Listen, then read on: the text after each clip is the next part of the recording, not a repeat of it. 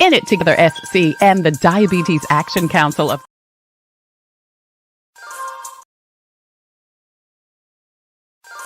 Coping with Tre Tailor, giving you info and advice to help you thrive and survive in life, because we'll always be coping with something. Coping.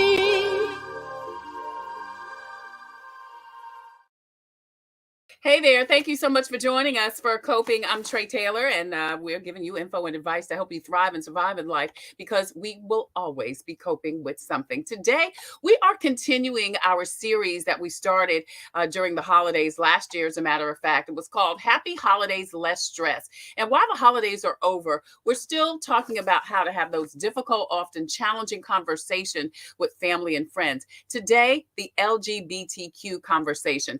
Tanya Hatton joins us along with James Patrick and also Brandon Sewers. They join us today, and I thank you guys so much for joining us. Thank you for being open and honest, and we're looking forward to having a great conversation. We're going to come right back with Tanya, Brandon, and James in just a few minutes, but first, your community updates. After more than three hours, the decision has not been made on Richland to Superintendent Baron Davis's contract. What had been an issue from a previous board back in 2022 will still be in place, his contract, until 2026. The City of Columbia has announced plans for the annual MLK celebration. The 35th annual event and ceremony is scheduled for January 16th at 4 o'clock at MLK Park. And DeMar Miller has made remarkable recovery 4 days after the 24-year-old player suffered cardiac arrest on the playing field. He is breathing on his own and spoke with his teammates via video. His doctors say he still has a long way to go, but he is on the road to recovery. SCDHEC has your most up-to-date list of times, dates, and location for COVID testing, flu shots, and COVID vaccinations in and around South Carolina. Visit scdhec.gov for more information. Now, scrolling at the bottom of the screen, you will see all types of information, including where you can get your updated COVID tests via the mail. Also, veterans, all of the information that veterans need for not only their flu shots, but COVID tests and COVID vaccinations.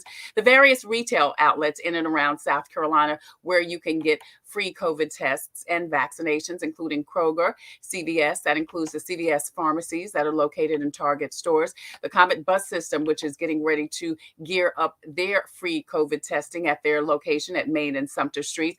Also, if you or someone you know is having some technology challenges getting set up to take their test or get their vaccination, they can call Get Set Up, and they will do just that, help them get set up. If you or someone you know is having or lost someone due to COVID, the FEMA still has COVID-19 funeral expenses. They've got reimbursement that they are issuing out. So please, you see that information on the screen. And then you will also see, scrolling at the bottom of the screen throughout the show, several types of financial assistance, including Lexington County has a bill assistance program.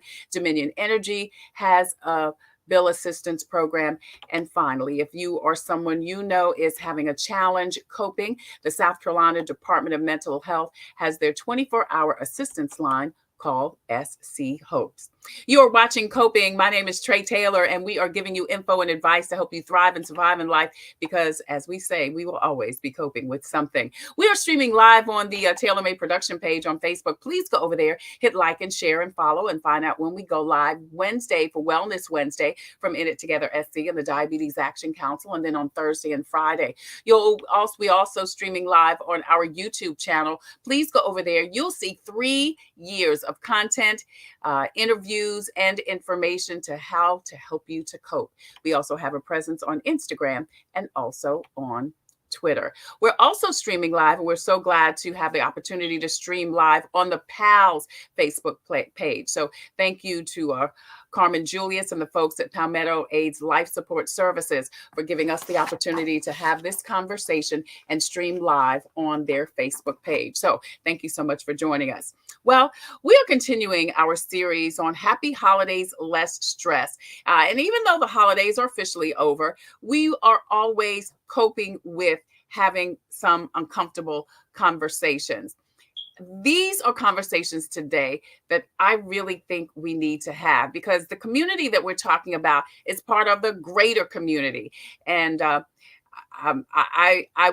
was so important to have this conversation, and I'm so appreciative of this panel coming on to have it. We want to know how you feel about the conversation, how people react, and to answer any questions. James Patrick is a well-known fitness instructor, massage therapist, much sought after host, and soon to be podcaster. I want you to talk about that a little bit. The recent recipient of Columbia's Best and Brightest is also featured every Wednesday on Soda City Live on WIS TV for him and his Aspire fitness brand. Brandon Sewers is an openly queer and trans MAC licensed social worker who supports his community by working with people living with HIV, Palmetto AIDS Life Support Services. Brandon, thank you again so much for joining us. Finally, Tanya Hatton is the founder and senior pastor of C.O.R.E, Christ Over Everything Ministries International, the City of Columbia appointee to the advisory committee for equality, is a credible voice as an educator, clinical counselor, and a pastor. Thank you all so much for joining us today. I appreciate you so much. Yeah, thank you for having me. Absolutely. Absolutely. Yeah. So I want to ask each of you, when did you feel like, and I don't want to say different, because listen, I think we're all different, but when did you know that you were, maybe attracted to same sex? And anybody can jump in. The first time I saw Christopher Maloney in Law and Order. I knew it. Really, James? Was that a joke? Or was that I promise. So my mom was a seamstress, and my mom used to she kept me under her, and so we had a room in our house devoted to sewing, and she had a little TV, and all I remember is Sanford and Son, Murder, She Wrote, Law and Order, and I just remember looking at Christopher Maloney and that was I'll say that was one of the lighter moments of my coming to. Really? What about you, Tanya? I've always known since I was probably the age of maybe 6 or 7. I remember having a girlfriend. Yes, I wanted to play house and always wanted to be the dad. So I've always been attracted to the same gender, all my life. And you, Brandon? In terms of being attracted to individuals of the same sex, it took me longer than it should have.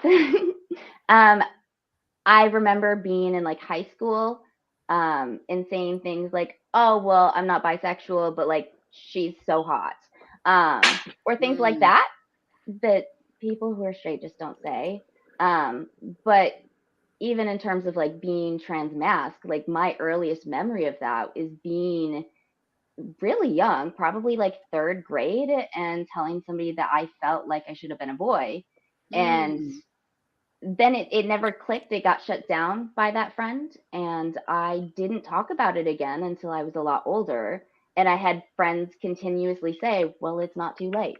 And I was like, and it wasn't until this past year that I actually really accepted that part of myself and started coming out, and now here I am.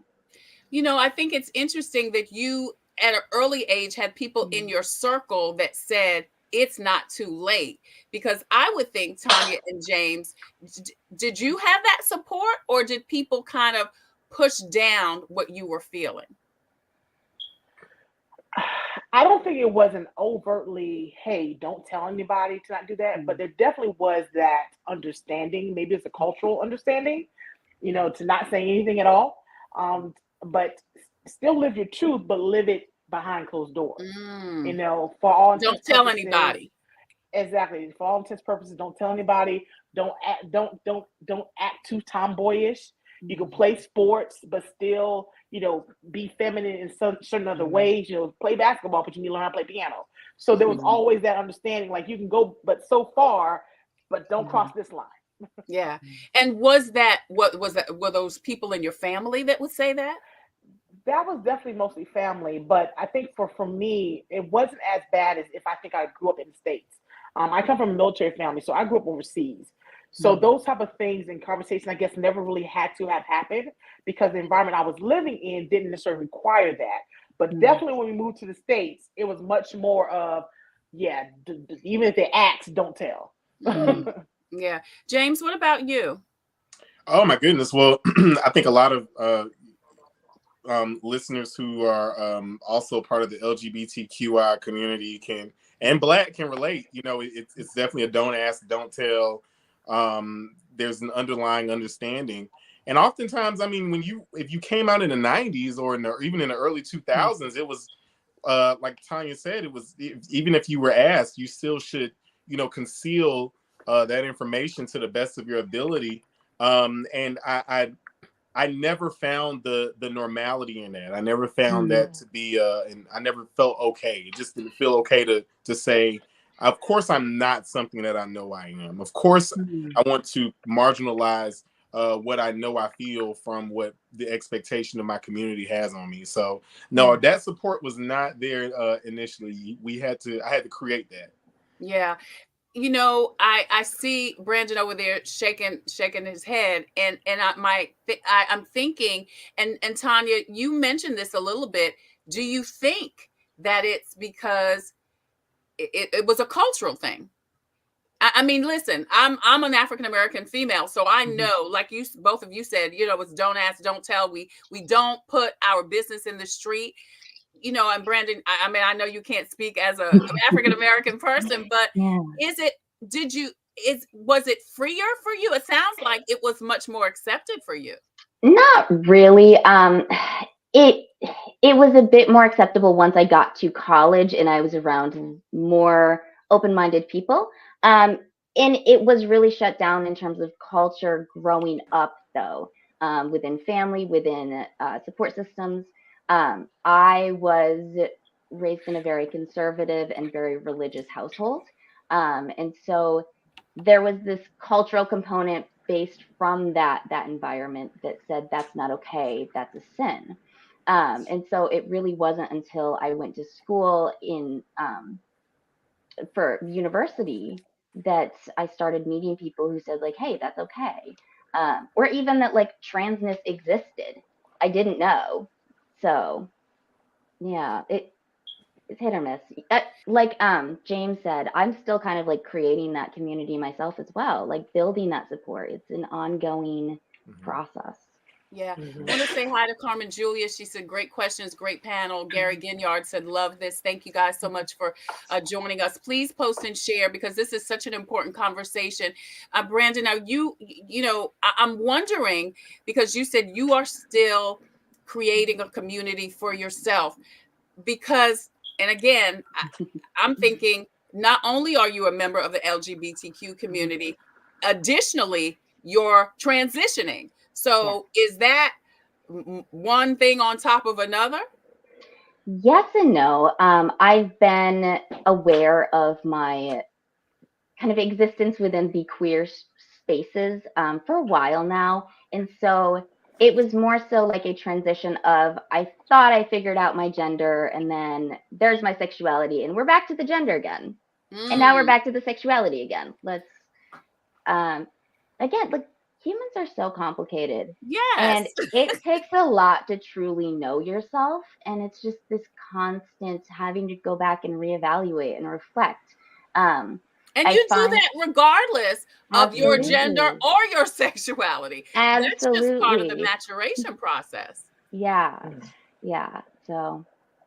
Yeah, we're always evolving and always changing. That's just the nature of just being a human being. But when you add on and compound that with sexual gender or identity, those things can definitely be back and forth. That's why I always tell people that gender and sexuality is always fluid. It's just like water. Depending on where you are in life, the things you have experienced will help to determine, how you present yourself for one, what you may be attracted to in the moment. And those things can change. It's only society that tries to tell us as individuals that we should subscribe to a particular parameter, and that's where we need to stay. But that's not realistic. Tanya Hatton is a City of Columbia appointee to the Advisory Committee for Equality. James Patrick, you can check him out every Wednesday on Soda City Live on WIS TV in Columbia, South Carolina. And Brandon Sewers works at PAL, where he actually supports his LGBTQ community. When did you first feel comfortable enough, I guess, to even walk in your truth? And what does that look like? James, you want to jump in? Oh, that's a hard question. Is that a hard question? Well, it's not a test. It's not a test, you know. Right. But I guess because if I'm honest with myself, there are moments where I'm much more comfortable, and there are still times that I'm like apprehensive. You know, I still debate, what should I wear? You know, how should I present? You know, what are things I should share, should not? And it really depends on the environment that I'm entering in. You know, still. But I do find myself, regarding my family, absolutely, hand down, I'm much more comfortable because I am who I am. You can accept it or not, and I'm okay with that. But it took me some time to get to that point. However, professionally, I absolutely understand what pays the bills. So, you know, I have to be cognizant and aware of the environment I'm entering and making sure that I don't set myself up for failure before I actually have a seat at the table, if that makes sense. Right, because someone may discriminate against your intelligence and your qualifications just because of who you prefer to hang around. Absolutely. Yeah. James, is it different for you in your industry? So yeah, it is. In the health and wellness industry, I will say that even in it, because I'm in the entertainment industry, I have found that I'm more lucrative. I make a better living for myself being exactly who I am. And I've said this many times. I didn't really get into the field that I'm in until I fell back from appeasing the people around me. And so that propaganda, the propaganda that society feeds us, specifically at the African American, not specifically the African American community in the southern regions, really tells us, like Tanya said, that we need to be in a box. We need to sit here. This is where you are. This is what you identify with. This is what you like. I really became and honestly, I have Tre kind of ties into this story. I got fired from a church a very long time ago. And I think she was one of the first people I called. And I will be honest, that was probably the first moment where I was like, all right, you can either, here you are, this is your truth. This is as bad as it could probably get right about now, losing a contract. Do you think that you could lose anything else and still be okay with who you are? And I made a solid decision that if I lost anything else because of who I was, then that thing wasn't for me. And so I let go of a lot of different a lot of entities that I was aligned with. And when I finally became really comfortable, at this point I'm very comfortable with who I am. I have no issue talking about who I am. I'm very open and honest, and I have an open door policy about these kinds of conversations because they need to happen. And so I don't really second guess my sexuality being playing a discourse in my career. I think if anything, the first thing people see is the color of my skin, and that in itself is already a challenge. Civil unrest has showed us over and over again that, you know, nobody knew what George Floyd's sexuality necessarily was. Nobody knew what Sandra Bland's sexuality. We didn't put that on the forefront. The forefront was the color of their skin and the civil unrest that stands. And so, if anything, I think that being Black is a little harder than being gay when you step into a room. Wow. And then if you're Black and gay, woo! It's a lot. It's a lot. Wow. Happy New Year. Less stress. That's the name of the series. We are having those conversations that may help us feel more comfortable going into the new year. With today, we're talking to members of the LGBTQ community, James Patrick, Tanya Hatton, Brandon Sewers. entrepreneurs joins us today. Let's talk about talking to people, family, friends, close family. I know, Tanya, you said you're much more comfortable with your family, but Brandon, how were the conversations with your family? One, again, you're a member of the LGBTQ community, and now you want to transition and have that full experience. How do you tell that to your close family? That's a great question. And the thing is it's kind of still ongoing. My sister and I have been really close, really throughout my entire adult life, a little bit before, but mostly as an adult. And so, I was out to her as in the queer community, being LGBT in terms of my sexuality. And actually, when I came out to her and told her that I thought I was gay or bisexual, she said, yeah, I knew that. And I've been waiting for that. And actually, I'm surprised that it wasn't that you were trans. But then even when I did come out as trans, she was initially very supportive, but it's a transition for everyone. I'm going through my transition, but everyone has to then transition. And so it's a change. It's a change for everybody, and it impacts everybody differently, and they process it differently. So there have been some conversations, and honestly, the rest of my family, I didn't really have those conversations with. I live across the country from most of them. I made a Facebook post. Oh, wow.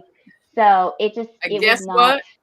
What? Yep. Very much this has been going on for a while. Some of you know, some of you don't.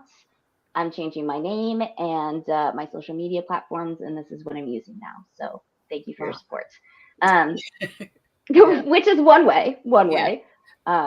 But that worked for you. That's very non-confrontational, girl. I tried. You can just say it and whatever you want. Yeah. You have to. Yeah, I gave it to you. You do with that as you want. And your response to it is your thing to process. I'm going to continue living my truth. Yeah. And I think that's so important because we get so caught up just as people with what other people think, what other people say, how they're going to react. I applaud the three of you for coming, I guess, being comfortable enough at some point to say, this is me, this is my life, this is my truth. And if you got a problem with it, that's your problem. That is no longer my problem. Yeah. You got to give that stuff to people. But was there a point, and James, I'm going to direct this at you because I do know you, that it challenged your mental well-being? Oh my goodness, yeah. I don't think that my sexuality challenges my mental well-being in a negative way at all at this point. I think the challenge really comes when you're kind of matriculating through life and, as a young person, and, you don't know which way to go because there are so many lines of red tape around where you feel like you want to be, or and so I would say that the mental challenge came. I think the mental challenge in living in your truth comes when we don't choose to lean into it. So being able to lean it. This is who I am, and I feel so much better that I can be open and honest with myself. Yeah. And I don't need to complicate this conversation with any of you. Just like Brandon said, I don't need to make this complicated. This is who I am. This is what it is. And you can do with this information what you need to. When I stopped worrying about what everyone's response was, and even the people around me, I stopped making it complicated, and I stopped fighting myself. Yeah. I want to say hi to Jeffrey Johnson. He's joined the conversation. He says that what does he say here? He said nothing wrong with who you are. However, it gets uncomfortable when it gets force-fed to our children. Jeffrey, thank you so much for that comment. Tanya, did you have a comment? I can tell that you have something brewing. You want to say something? I guess adversely, I could say, what about being force-fed heteronormatives all our life? With the assumption that everyone is straight. or better yet, I'm left-handed, or being forced to work right-handed. Yes. I think people take that argument or stance because they're uncomfortable, and part of being uncomfortable is because they're ignorant to our community. I don't recall me ever forcing anyone with my own gender or what I do behind my closed doors. However, I do feel that as an American citizen, person who pays taxes and contributes to our community, that I have the same rights guaranteed by our Constitution to live my life. And I don't think that having to live a life behind closed doors or hiding who I am or my authentic self is part of that promise that was given to every citizen. And so that's one of my triggers right there. No offense, Jeffrey, I don't know you. However, I'm always available to talk to people and have those conversations, because I think the more you incorporate people that are not similar to your circle, the more aware you are that we don't have a gay agenda. And I think that is part of the verbiage that adds to that community as well. We're not forcing anyone to live in our lifestyle. We're not forcing those things at all. However, we do want the ability to live our truth. That's it. Who I marry is who I marry. Who I love is who I love. You go do you, I go do me, and we can all still coexist together. But I don't think that argument that we're not protecting our children, and it rubs me the wrong way a little bit. So but yeah, I think that's part of the misbelief that has been put on our community so many times over and over again that is inaccurate. Yeah. How do you tell children? I mean, because there's so many conversations to talk, Right. because there's so many conversations we have to have with our children. There's so many conversations. I remember, James knows I have custody of a 4-year-old and a 6-year-old. And I remember one day, and they come out of anywhere with all kind of questions. So he says to me, we're driving, and he says, Tutu is, because it was during the time there was a shooting, a child shooting. He says, Tutu, why would anybody want to kill a child? Is Michael Jordan and Michael Jackson the same person? Can a man marry a man? And I was like, Michael Jackson and Michael Jordan are not the same person. Let's go pick up Isabel. I'm just being honest with you. I couldn't handle all that. I couldn't handle all that on the way to school. But Trey, that's nothing wrong with that, because I think everyone's probably had that uncomfortable conversation of having hitting them all three at the same time. Right. Like, which one do you do? How do you filter through that? I could only tell him Michael Jackson and Michael Jordan. Okay. I can handle that day. Right. I think for me, the first part is to not demonize or villainize, those type of things anyway, because there are conversations we need to have. Our children are seeing it anyway, and not just on TV, but children are much more aware a lot earlier on how they feel. Because he got that from somebody. He heard somebody. He got it from somebody. Yeah. Exactly. And like I explained to you, I knew at the age of 5 and 6. It wasn't something that someone told me. I wasn't raped. I wasn't sexualized. My parents, I come from a 2-parent home, upper middle class. Like, none of those things people tell you, that this is why you're gay. None of those things, attribute to how I felt. But I knew very much early on, in my own person, what I liked, what appealed to me. I didn't know what it was because I didn't have anybody to explain it to me, or to break it down, but I knew that there was something. So I think when we have these conversations about people, with our children, that we be very, very open and honest. And if you don't know, like, hey, I don't know how to tell you this. However, there are people and individuals that may be attracted to someone of the same sex. In the state right now, the country we live in, it is legal to have same-sex marriage. If you even just want to have that conversation versus like, your own personal beliefs, and allow your children to kind of develop those things for themselves, because they are going to do that. They're going to develop their own ideology and their own beliefs, regardless of what you feel, think, or see. And especially this new generation, there's something about these new kids that's a little different than other generations. Yeah, you're right. And after that, I just had to compose my thoughts, and we ended up having a conversation just that morning. It was too much, girl. I just need a minute. Right. I was just too much. Drive.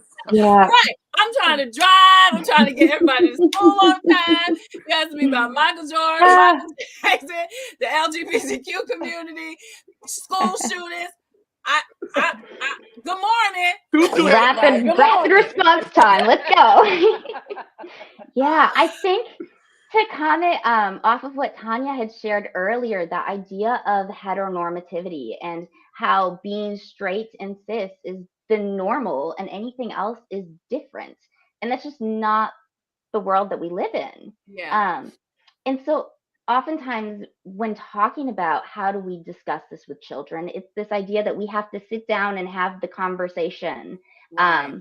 one conversation or a series of very, intimate conversations. Like it's not like the puberty conversation of like the birds and the bees. It's not one thing. Yeah. It's not the talk about the queers, the gay people, let's talk about. No, this is an ongoing discussion, and just normalizing it can really integrate that into, one, getting more specific questions, but then also just creating this open-mindedness and bringing it up as something that is able to be discussed.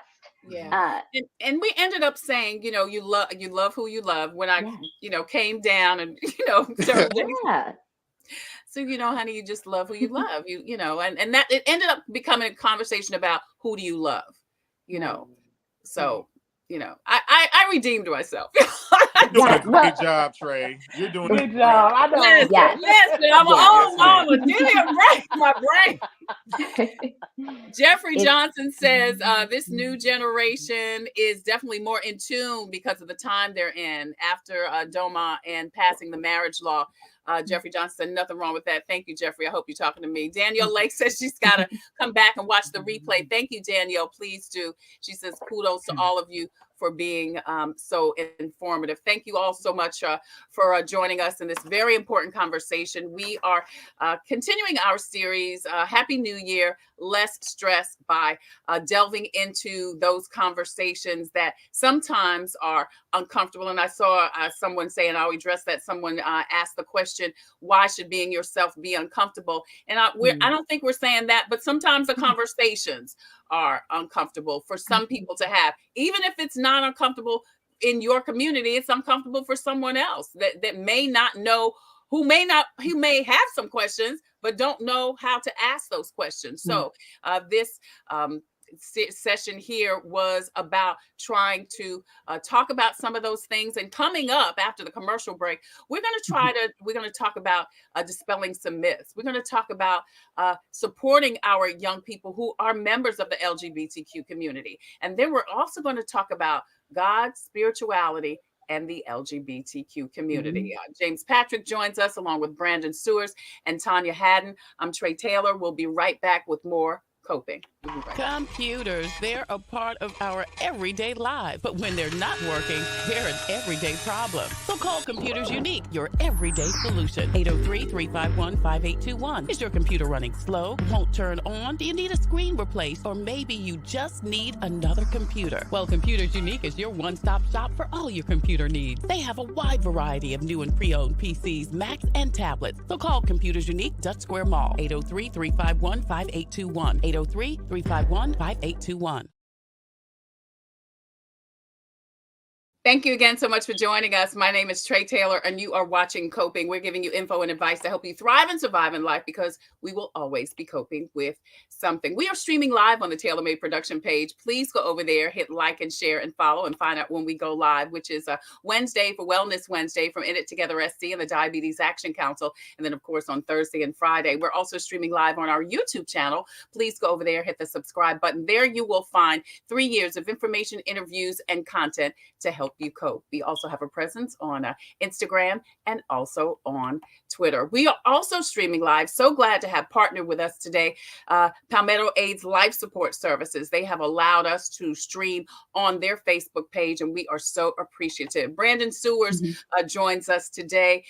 He is a member of the PALS community. He supports his community there at PALS through his work there. Also, James Patrick with Aspire Fitness is a well sought after host television personality, and he's got a podcast that he is working on, and we're going to talk about that very soon. Also, Tanya Hatton is founder and lead pastor of C.O.R.E, Christ Over Everything Ministries International, and also works with the advisory committee of equality here in Columbia, South Carolina. Thank you all so much for joining us today. And thank you for agreeing to have this conversation about some of those things that may be sometimes uncomfortable, some of those conversations to have, but they are so important. Jeffrey Johnson says, hey to you, Patrick. Audrey Lattice Moody says, great topic. Thanks so much. Jeffrey also says, thanks to the panel. Sarah McClam says, thanks. Great information. Thank you all so much for joining us. Please continue to make your comments, and please continue to post and share this conversation so we can get the message to the masses, because this is a conversation that is rarely had in public. I think these are a lot of behind the closed doors kind of conversations, but everybody has some questions. Everybody needs to get on the same page, because here's the thing: we're all human, and we all just want to be loved, accepted, and free to live the lives, especially if we're not hurting nobody, free to live the life that we're supposed to live. And I think a lot of times it's the uncertainty about what other people's lives look like that make us fearful. You know, it's fear of the unknown, and sometimes the unknown encompasses, for some people, the LGBTQ community. I want to talk a little bit about pronouns, because I know that, Brandon, you use pronouns in your signature line. Is that something that is important to you? Because the pronoun conversation has come up of late. Yeah, absolutely. I think that it is important. I don't have any strong opinions in terms of everybody should use pronouns in their email or nobody should. I use it because I want people to correctly gender me and use the correct pronouns when talking to me. So I use he, him, she, her pronouns, but the she, her is silent. So I want you to refer to me using he, him pronouns, but I want the she, her to be acknowledged, because that was 26 years of my life experience. And I'm gender fluid. So it's still there, but being trans-masc in the more masculine side of life and existence in society as we know it currently with the gender norms, that feels right to me. She, her has never been wrong, but he, him is right. And so, you know, for me, I have that in there so that people, one, can correctly address me, but also because it tells people that I'm emailing, whether that's clients or professionals, really anyone. It lets them know I am a safe person to come out to. I am a safe person, and I will respect your pronouns. I love it. Yeah. Yeah. Is there, and you know, we talked about this before we went live, because someone asked me before the show to ask the question about everyone using pronouns. So because you prefer to use pronouns, and I don't know if Tanya, James, if you guys do also, do you think everybody should? Anybody can answer the question. Tanya? Yeah. I do use pronouns. My pronouns are actually they and them. And I posted here. Yes. Neither male nor female, just energy, period. And for me, I don't necessarily say everyone has to use them, but we all do use them anyway. But to include them in your professional signatures and those type of things, as Brandon was saying, it's a great indicator to those that are in the community that you are either informed or a safe space as well. And so it does give that signal of, okay, this is a safe space or safe person, or at least they are aware, you know, of the LGBTQ plus community. And I like using them. And again, for me, I also use them because, again, I don't want to be necessarily misgendered, but it does let people know or indicate or inform them that I am just not she, her, and I'm not he, him, but just a duality of both energies. Right. Jeffrey Johnson says, so are we going to now add more pronouns? Anybody can answer that. Well, I saw that, and I think that no, we aren't going to add more pronouns, but I think that it comes down to being a little more open-minded. I myself was even challenged with correcting myself. I have an employee who works at one of the work sites, at a work site that I manage, and I had to refer to them as they. It's they. It's them. It's not he. It's not she. It's they. Them. And yeah, Them, it's a like challenge. you said. I'd be remiss if I said I didn't have a challenge. I'm 35 years old. You know, so I've been saying he, she for a real long time. But there's it comes down to being acknowledged in the same way you'd want to be acknowledged. Right. You know what I mean? If you want to be called a black person, you know, and you walk into a room and everybody says you're mulatto, Right. Or African American, or Negro, or a Negro, or a colored person. No, don't refer to me as that. It's the same difference. Yeah, Jeffrey asked the question, which and so it says, does it open the door to child molesters to be added? I don't know that has anything to do with it. No more than straight people. Right. And yeah, I'm not going to address that question anyway. Yeah. But there are other pronouns that people do use, like them. You know, there's a gamut of pronouns that a person can choose to use outside of just the traditional she and her, or even just the they and them. I think it's up to the individual to decide for themselves what is appropriate or acceptable for themselves. Again, you know, I want to bring this conversation back more so from, you know, us pressuring an agenda versus we are looking at the individual to be able to be free to express themselves. However, regardless of what their gender identity or preference really is, just the ability for you to be you as the individual is the thing that we should be pushing forward towards in this day and age. Carmen Julia said the topic doesn't have anything to do with child molester. And that's what I was going to say. But I know that there are people who marry the two. They think that LGBTQ has something to do with child molestation, and that has nothing to do with anything. If you guys want to say something, you can, but me too. Looks like James has some things to say. No, is that what your hand is? I don't even want to get on that. Oh, maybe. Well, I have something to say. Go ahead. And this is a really great example of a myth in the queer community, or about the queer community. Right. It's not, we understand that being a member of the LGBT community does not mean that you're going to molest children or anybody, or that you're going to sexually assault. Just like it doesn't mean that people who are straight are or are not. That is a behavior.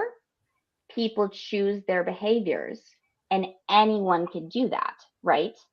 And so really, in terms of us using pronouns, us identifying as who we are, we just want to exist. Yeah. What we choose to do with our lives, whether good or bad or abusive, please don't. But our choices are not because of our existence in the LGBT community. And there's a lot of misinformation and fear-mongering about that, specifically right now. And we're seeing that it's being used to really push some hate towards the LGBT communities. They're weaponizing it. Yeah. I think that we also... What I understand about the human brain is that we have a really bad habit of projecting our past trauma onto other people or other communities, i.e. an individual who may have been molested as a child, who may feel inwardly that there is some type of connotation to being gay and being molested. I can understand how someone who may be ignorant to the full gambit, the full spectrum of the two can intertwine and misinterpret.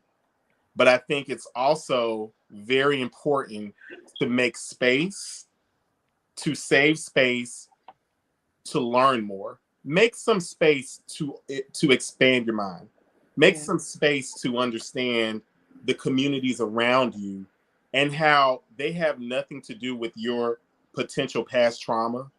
They have nothing to do. I have nothing to do with what might have happened to you in correlation with another gay person or queer person. That has nothing to do with me. And I should not be intermingled between your trauma and your current thought process about my community. Yeah. Carmen Julius says, great point, James. Jeffrey also says he just wanted to ask some questions because of misinformation. Thank you, Jeffrey, so much for your comments and for watching today. Speaking of myths, I do want to throw out a couple of more myths. We've got a little under 15 minutes to continue the conversation. And again, thank you guys so much for joining us. I mean, because we could talk and talk and talk for hours, but let's talk about let's dispel some other myths. I don't want a gay person to hit on me. How do you feel about that? I've told you all how I felt about that. I feel like this. Well, I'm not gay. I'm gonna let y'all answer the question. Well, I'm gonna say it anyway. I always tell people nobody wants to be rejected. So if you don't, if a gay person hits on you or they don't think you are going to reciprocate, they're not gonna just hit on you. Am I right or wrong, or what do you feel? It depends. From my experience, first of all, I don't want straight people to hit on me. No.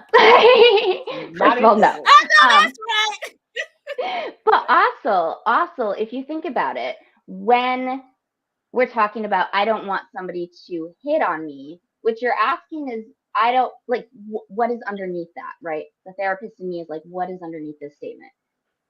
And that is, I don't want to be harassed by somebody who makes me uncomfortable. No one wants to be harassed by somebody who makes them uncomfortable. So if somebody comes up to me, whether I'm attracted to them or not, and they hit on me, if it's a compliment and it feels like a compliment, some people do it very respectfully. Thank you, I appreciate that, but I'm not interested, right? And if they're being kind of creepy or weird about it, not interested, leave me alone. Like, just setting those boundaries. That doesn't mean that, it's necessarily a bad thing. It doesn't mean it won't happen. Right. But whether or not it is flirting or hitting on and just saying like, I'm attracted to you as opposed to harassment are very different things. Yeah. Yeah. Tanya or James, either one of you want to jump in here? Go ahead, Tanya. Go ahead. No, go ahead, James. Go ahead. I would say that we have to really look at what we're feeding ourselves. The misinformation that we're feeding ourselves by way of television, by way of how we see art imitating life, and how we will end up synonymizing being gay with being harassed, or being gay with being a molester, or being gay with being. Those two they're not the same thing. And coming from a queer Black man, I'll tell you that I'm not interested in a straight man. Like there's a very limited platform there, and we can go into that for a whole hour. But I'm sure you can relate to that, Tanya. But I think that I also feel like we're not really looking at the fact that whether you realize it, guys and girls, you're getting hit on by people all the time, in the straight community. People who identify as heterosexual are indirectly telling you that they find you attractive, and you don't see that as being harassment. And how often has it happened to you and you did not stop the person because you really enjoyed the compliment? Right. But even also, if you weren't interested. But also, how often do we not stop it because our culture tells us that we're not allowed to? Especially people who were socialized as female. Exactly. Because it happens all the time. And I always say, well, my wife would not appreciate blah, blah, blah. And they're like, your wife? Well, that needs a whole nother inappropriate comment usually from them. But, I told her I've never hit on a straight person. And you can read into that however you want to read into it.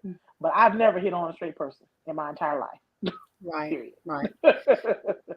We're talking about Happy New Year, less stress. We're talking about some of the conversations that are often difficult to have. Brandon Sewers joins us along with James Patrick and Tanya Hatton. We're talking about the LGBTQ conversation. We're talking about busting some myths. Let's talk about you can become gay or not become gay by ...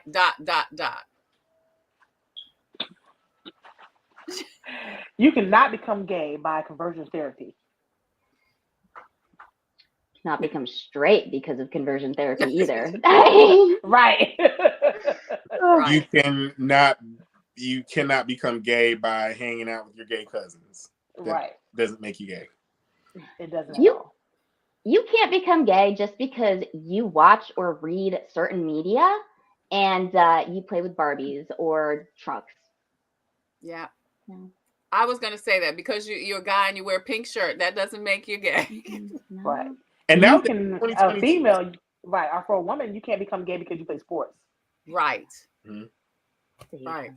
And you can't become gay by putting fingernail polish on your nails. I mean, it's 2023 and there are, more than enough straight guys out here wearing fingernail polish, and it is completely normal. It's normalized, and they don't want to be identified as anything but heterosexual. So no, you can't become gay based on your aesthetic appearance of what you choose to wear. Yeah. I really want to get into the church thing and also how we can support our young people, but I have to ask this also because I know that you all have heard this and I have too. Is there something that can make you not be who you are anymore? Is there a cure for being LGBTQ? As if there needs to be a cure, but yeah, because I was gonna say that would mean that this would have to be a disease. Right. So I would say absolutely not. Yeah, there's not a cure because this is not a disease. Not a disease. It's not Right. a terminal illness. Can you do something to, again, and I'm just saying, because I know people ask this, can you do something to change the way you are, the way you feel, the way who you love? Let's just say that. Can you change it? I think as an individual, you can make the choice to operate in your truth or not. Yeah. I think for me, that's the only delineation that I could probably make. Right. You can make a choice, but not make a change. That's what you're saying, Tanya? Yes. Yeah. Let's talk about the church and LGBTQ. You have a ministry. You launched a church, Tanya. You're an active pastor, and listen, in the Black community, it's so controversial. As much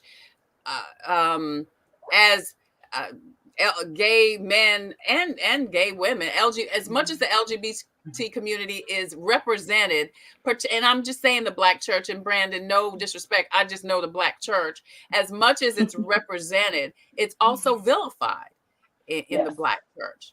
So how do you feel about LGBT community and the gay community and the church community? Tanya, I want you to start, please.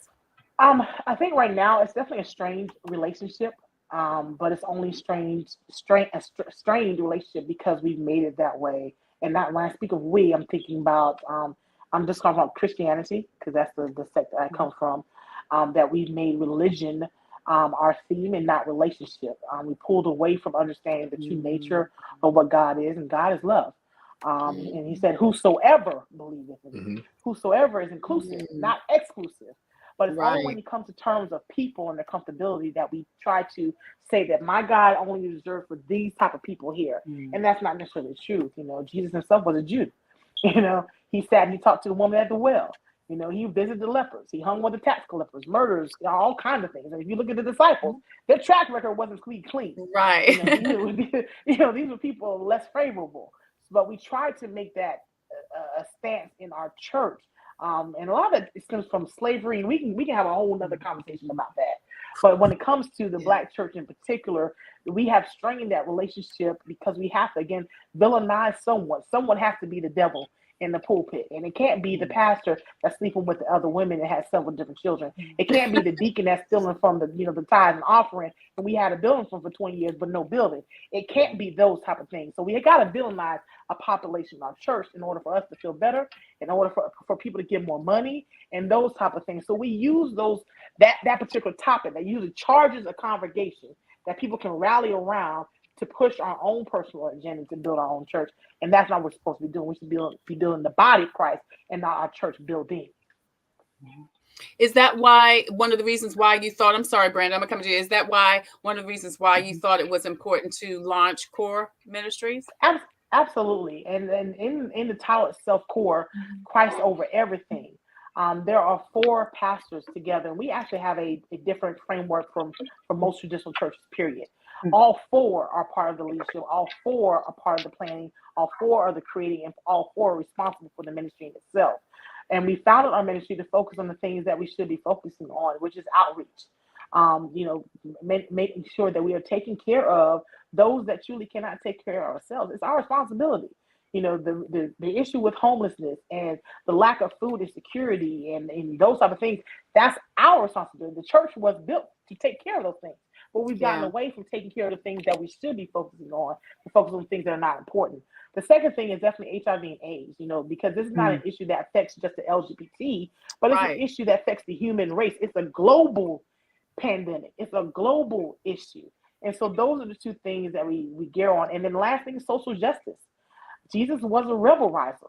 You know what I'm saying? He went to church and turned over tables, but we become so placated and so taking a back seat on those issues that we should be on the forefront of, and making sure that justice is had for all.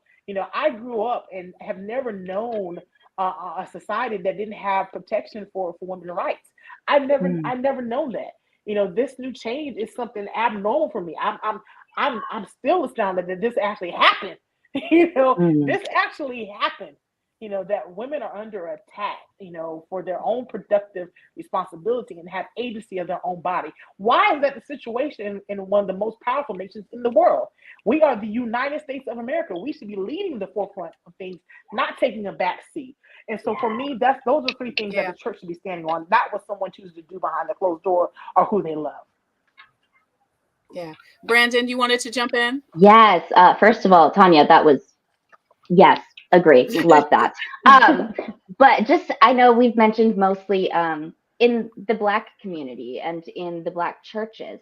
Now, it's been a long time since I've been to church. I will be upfront and say that I don't identify as religious, but I did growing up and for most of my childhood into adolescence. And I was one of those people, we went to church like at minimum 3 times a week, minimum. And so frequently in churches, predominantly white churches, and predominantly fundamentalist or Baptist churches when I was growing up.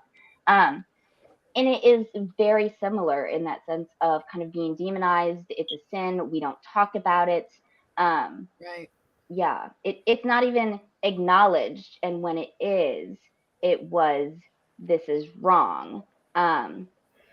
But I will say that's not all churches. I have seen a lot of changes in the communities. I've seen a lot of information about that. Even when I moved to South Carolina, I'm not originally from here. When I moved here and I went to Pride last year here in Soda City, Columbia, there were like 12 churches in the Pride Parade. And I just started sobbing and I was like, okay, I have my own religious trauma that I'm continuing to process, but like there's support here now. And so finding the right church, it takes time, but it is there if that's something that is important to you. So yeah. Audrey Moody says, this has nothing to do with facts. Sin has nothing to do with facts. People are having sex and being diagnosed every day with STIs, and people who scream sin is why they're not educating themselves to have safe sex. Fear of the church, talk, and secrets. Thank you, Audrey, so much for your comments. I want to know how we can support children and young people who are trying to figure out what their sexuality is. What can the schools do? What can parents do? What should we look out for? And how can family and friends support them? James? So I think beyond schools, well, it's a double-edged sword because, your child is really being raised by, their friends in school and everything else outside of the home. I mean, realistic, right? But I think that the home is still going to be the foundational point for which gives your kid the option to say, I am who I am and I'm accepted in my home. Hmm. I know Yeah. what it feels like to be accepted in my friend circle, when I was 19 and I was, trying to come out, but I didn't know what it felt like to be accepted in my home. And I would say my family would have been the last to accept that portion of me, while my friends and everybody externally. So your kids are going to flock to whomever is going to show them that acceptance. And even if they're not conducive to their growth or their matriculation, and they show them that acceptance, that could be the wrong type of acceptance that they need. So being at the forefront, being a guardian to your kids means understanding where they're coming from as best as you can. For what you don't understand, you find a licensed therapist, or you find somebody qualified to help bridge that gap. You find a Brandon, or you find a Tanya, and you find a wellness connection that can sustain the relationship between your child and yourself. Because I've seen so many relationships severed, between parent and child, because they're not selling drugs, they're not selling their bodies, they're not. They just had, Sheila just has a girlfriend, and she's making all A's, but it doesn't matter. And so that relationships really get severed. So it starts with the parent, and it starts with the tough conversations, and also again, we've got to make space. We got to make space. We got to make space. Yeah, absolutely. We have run out of time. Carmen says we got to do a part 2. Carmen, I would love to do a part 2 with the same panel, with more panelists. I think these are just conversations we need to have, because I think through conversation comes understanding. Absolutely. I definitely want to mention to James, because he mentioned, one of his comments said something about that we were hostile. I just want to say, he says, when we ask questions, come in. I don't know whose doorbell that was. When we ask questions, why does it look like as hate? And I just want to say, this platform is not a platform for hate. I think, James, from my standpoint, your questions really brought up some emotions. And I think I can only speak for me. I just wanted to give you some clarity about some things. But I'm appreciative of your questions, because people have questions. And that's what we're talking about. And I'm glad he asked them. That's why I said, hey, this is my trigger. To preface that, because it is a touchy area for me. But however, again, I will answer any question that someone presents, because if you genuinely have a question and I can inform or share or provide some insight, then that's my responsibility as well. So I definitely want to encourage people that within our community, the LGBTQ plus community, to not be closed off, because sometimes when we're having these conversations, some questions are kind of repetitive, some questions are kind of triggering. So you may get a response, but still understand at the end of the day, the person responding back is human as well. And so they have feelings, they have emotions, and sometimes those things can be conveyed in their response. But no hate. And I'm glad you said all love. Yeah. And I'm glad you said that. I'm glad you said that, Tanya, because emotion doesn't mean it's hate. If I'm upset, or I'm, like you said, if I'm emotional about something, that doesn't mean it's hate or anger. It's just emotion. Emotion. It's just emotion. Yeah. And he says, how will you know if you don't ask questions? You're absolutely right. That's what Tanya just said. Ask the question. If you I have don't have questions, to like the question. Exactly. If you have more questions, please find me on social media. I will respond to as much as I possibly can to help, because again, if I can help build a bridge from one community to the next, I'm be more than willing to do so. And as a clinician, I feel that's part of my own personal goal, as a social worker, that I want to build connections and bridges for people, period. Yeah. Tanya, go ahead, Brandon. I'm sorry. Oh, I know we're out of time, but I just wanted to comment in response to this discussion about asking questions. Asking questions is huge. It is very helpful to, educate yourself. And I know I'm a very open person. I love talking to people. I will answer all of your questions any day. But the thing is we do that in the queer community, in any minority group that you are part of. We get asked questions all day by everybody, and they're the same ones. And a lot of times they're offensive questions. It's not that we're trying to respond out of hate, but the questions are sometimes not asked in a way that is meant to Right. be friendly or education. They're not, sometimes people aren't asking because they want to know. They want to challenge and invalidate. And so keeping that in mind, it's not the queer communities or the LGBT community to like responsibility to educate people either. Just like, you know, as a white person, I have to go do my research on anti-oppression and anti-racism work. And, you know, it is your responsibility as an adult who has resources to educate yourself. And if platforms like this are helpful, yes. But also go to the library, get a book, Yeah. listen to some podcasts, Yeah. Read a book. Google Listen it, to a Google podcast. it, Google it. There are so many resources out there. And I hope that you find the ones that answer your questions. And listen to more than one. Consume as much media as you can, because everybody's experience is different. You know, I identify as bisexual and transmasc, gender fluid, but my definition of that is entirely different than anyone else's. Right. So ask around, but also be respectful. So. Yeah. Brandon works with Palmetto AIDS Life Support Services as a social worker. He supports the LGBTQ community. If you want more information on Brandon, we've got a slide, and I'm producing and hosting, so I forgot to put the slide up, but here's Brandon's slide if you want more information about Brandon. Also, James Patrick is a host, a fitness coach, massage therapist, and you can also check him out on Wednesday on WIS-TV and Soda City Live. You're getting ready to launch a podcast yourself, friend. Please tell us about it. Yeah, and it's called the Black Queer Culture Show. It drops next week, my birthday.